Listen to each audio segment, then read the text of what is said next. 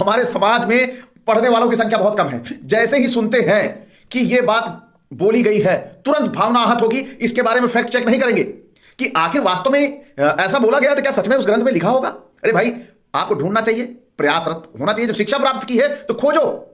400-500 रुपए बचाने के चक्कर में कि किताब ना खरीदें, सामने वाले पर FIR सबसे पहले करवा दें। तो यहां पर संत रामपाल जी समाज की भावनाओं को समझते हुए उन्होंने सबसे पहले ले लिया कि भाई किताब लिख रहे हो तो इसमें फोटो कॉपी सबसे पहले उस हिस्से की डाल दो, वरना इनसे नहीं बच पाओगे। इनकी भावना बड़ी छुई हुई है। आइए देखते हैं क्या कह रहे हैं। लिखा है, सूर्य जगत को प्रकाशित करता है, तुम शुद्ध स्वरूपा हो, यह सारा संसार तुम्ही से उद्भासित हो रहा है। मैं ब्रह्मा और शंकर हम सभी तुम्हारी कृपा से विद्यमान हैं। हमारा आविर्भाव और तिरोभाव हुआ करता है। आविर्भाव माने पैदा होना और तिरोभाव मतलब खत्म हो जाना। यह हुआ करता है। केवल तुम ही नित्य हो, जगत जननी हो, प्रकृति और सनातनी देवी हो। यह मैं नहीं लिख रहा, यह संत रामपाल भी नहीं लिख रहे, यह साक्षात देवी पुराण के अंश है। अब देखिए, भगवान शंकर बोले, देवी यदि महाभाग विष्णु तुम ही से प्रकट हुए हैं। ये क्या कह रहे हैं? भगवान शंकर बोले, देवी यदि महाभाग विष्णु तुम ही से प्रकट हुए हैं तो उनके बाद उत्पन्न होने वाले ब्रह्मा भी तुम्हारे ही बालक हुए। फिर मैं तमोगुणी लीला करने वाला शंकर क्या तुम्हारी संतान नहीं हुआ?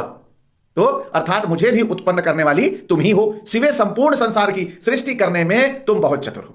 तो साथियों, स्पष्ट हो गया कि इनको पैदा करने में किसी स्त्री का हाथ है, कोई महिला है। लेकिन यहां सब बताते हैं, जितने भी ग्रंथकार हैं सबने बता दिया है कि ये सब ऐसे ही संपन्न हो गए। कोई अंडा बन गया, कोई अंडे से पैदा हो गया, ऐसे ऐसे करके वो नाभि से पैदा बता दिया ब्रह्मा को। तो ये सारी चीजें जो गड़बड़ कर रखी हैं, इसी से हमारे समाज में ये हमारे जो लोग हैं, हमारे समाज के जो लोग हैं, अगर इन ग्रंथों को पढ़े, किसी का जन्म किसी तरीके से दिखाया है, किसी का जन्म किसी तरीके से दिखाया हुआ है, तो भाई किससे क्या होगा?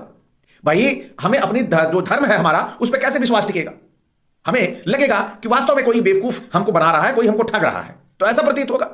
तो हमें जो जन्म की प्रक्रिया है, किसी चाहे जो भी देवी देवता हो, उसके जन्म की प्रक्रिया एक होनी चाहिए। अनेकों प्रक्रियाएं भ्रमित करती हैं, हमारे धर्म का ह्रास होता है, हमारे धर्म पे बाहर के लोग उंगली उठाते हैं और हम अपने आप को प्रमाणित नहीं कर पाते कि वास्तव में हम सत्य हैं।